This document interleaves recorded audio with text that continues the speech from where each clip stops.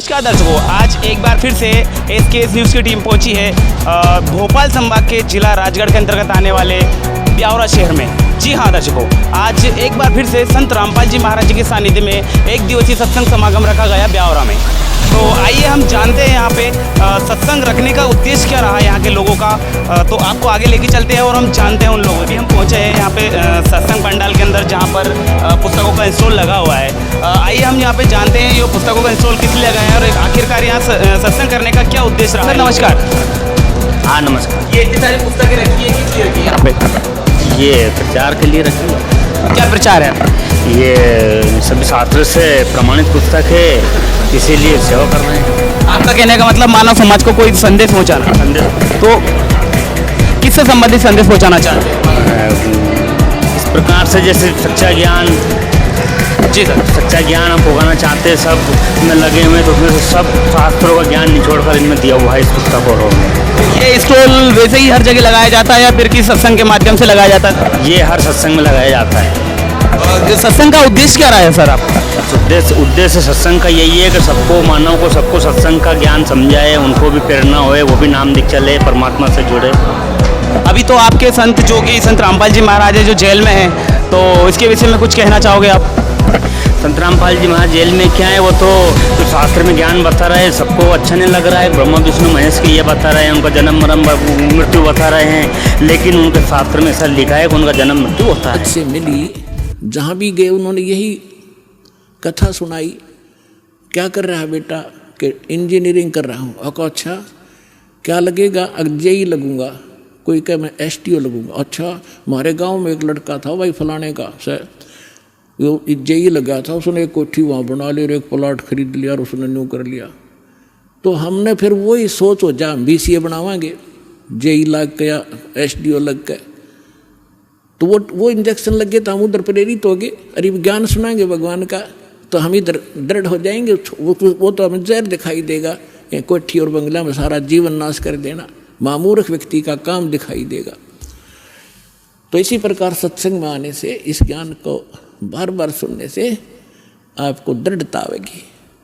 कबीर साहब कहते हैं, देखो हम यहाँ माया मांगने आते हैं, परमात्मा कहते हैं ये तो मैं रूंगे में दूंगा आपको फ्री में, ये तो आपको फ्री ऑफ कॉस्ट दूंगा, ये तो हमारा सौदा भी नहीं है, ये तो वैसे दूंगा आपको। अब रूंगे की परिभाषा बताऊं थोड़ी सी क्या होती है। पहले हमारे गांव में, सभी गांव में, ग्रामीण में ऐसा था, पैसे वैसे होते नहीं थे। ऐसे ही जैसे कोई सब्जी बेचने आया या कोई और सामान, प्याज बेचने आया या कोई और सामान लेके आता, तो हमारी दादी जी क्या करती थी, गेहूं का बेला भर ले जाती और उसको पूछती, भाई ये कैसे देगा टिंडे तू?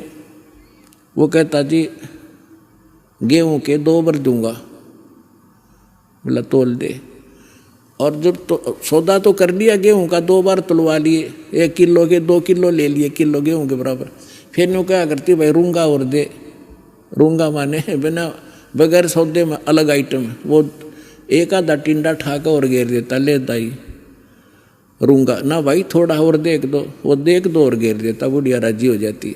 तो ये रूंगा माने फ्री ऑफ, वो तो फालतू का। तो जो असली सौदा हम आपको यहाँ देंगे, करेंगे, वो जन्म और मरण के इस दीर्घ रोग का नाश करेंगे।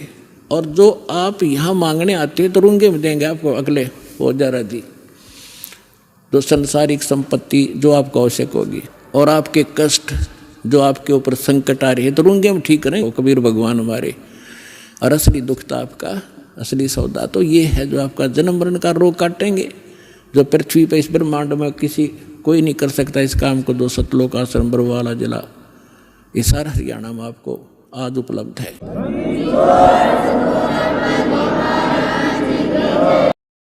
जैसे कई भाई बहन मजबूरी व्यवस्था के अंदर आकर सोच लेते हैं हम खुदकशी कर ले, आत्महत्या कर लेते हैं, हमें दुख दूर हो जाएगा। नहीं, आत्महत्या करने से दुख दूर नहीं हो सकता।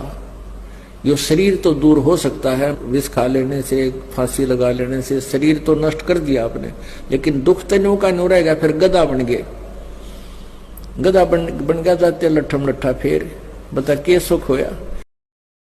तो दर्शकों अभी हमारे साथ जुड़ चुके हैं कुछ मतलब अपने समाज से आए हुए भाई लोग जो कि संत रामपाल जी महाराज जी के सत्संग में आए हुए थे। तो आइए हम उनसे जानते हैं कहाँ से आए, क्या नाम है उनका, यहाँ किस उद्देश्य से आए थे।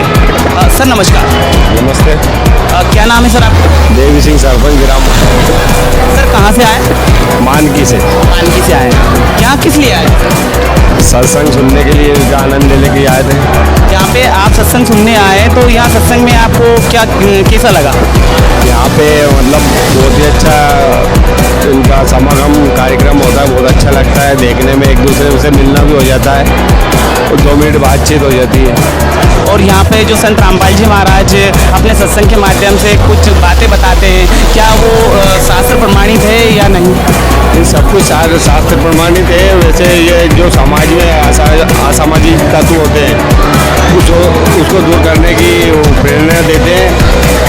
सर आप आए यहाँ पे, हमें बहुत अच्छा लगा, लेकिन एक क्वेश्चन और करना चाहूँगा मैं आपसे।